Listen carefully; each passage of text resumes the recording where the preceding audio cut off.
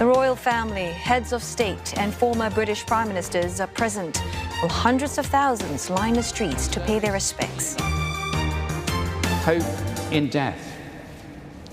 All who follow the Queen's example and inspiration of trust and for more, Giles Gibson, he joins us live now from London. Giles, funeral clearly underway right now. Just give us more details. What exactly is going on?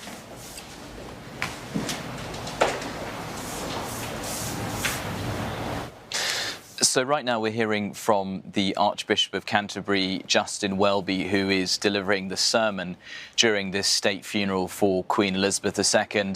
Earlier on, we actually had a very interesting moment.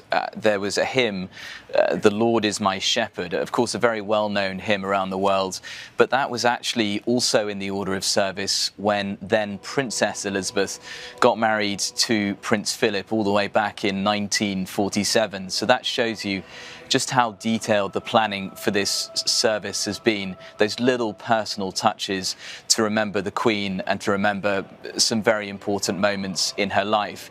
Earlier, we also had a reading from the UK Prime Minister Liz Truss, as well as the Secretary General of the Commonwealth, Baroness Scotland. The Commonwealth, of course, such an important part of Queen Elizabeth's 7 decades on the British throne.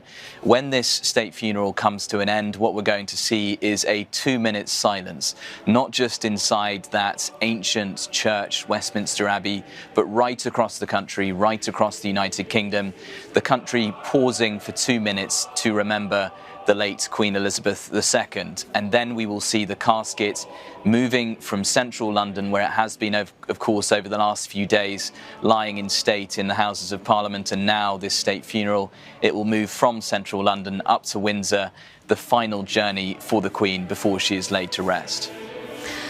Now, not surprisingly, police, say that this is the biggest security operation ever in the capital.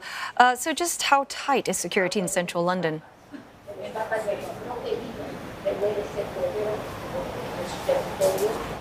So Transport for London, which is the body that organises the city's transport networks, has said going into this day that they are expecting 1 million people to cram into central London to either try to catch a glimpse of the Queen's casket as it travels through central London, or to watch it on one of the big screens that have been put up in parks around the capital and actually around the country, so that people can come together to watch this historic moment in British history.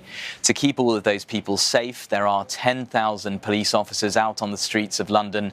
They've been brought in from different police forces all over the country to try to keep these crowds of people safe, and of course to counter any sort of threats that could emerge. Of course, they are not just protecting the public, they're also protecting these world leaders who've flown into the UK from all over the globe to attend this funeral. You've got presidents, including the president of Singapore, prime ministers, kings and queens, all in one place. So the UK police are charged with keeping all of them safe as well. And then we will see King Charles moving into this new role. Yes, he has now become king, but once the state funeral finishes, once his mother is buried, then that is really when his reign begins effectively, and we will see him stepping into this role that he has been waiting so many years to take on. As we can see from the live pictures there that you are seeing, we were just talking to Giles Gibson in London.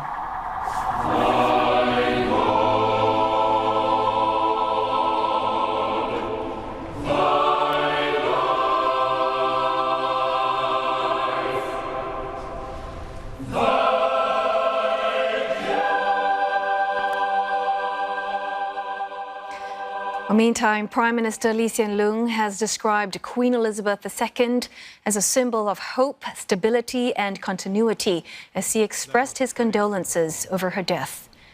Writing on Facebook, Mr. Lee adds the Queen will always be remembered for her deep sense of duty to the UK, the Commonwealth and the world.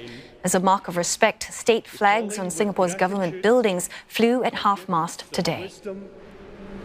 Diligence and service.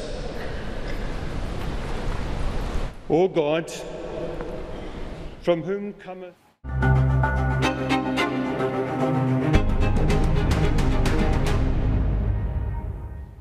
Ukrainian President Volodymyr Zelensky has released footage claiming to show the moment missiles hit the country's second-largest nuclear plant, located in the southern region of Mykolaiv. Now, Kyiv has blamed Moscow for the attack on the Pivden-Nukransk power plant. Russia has yet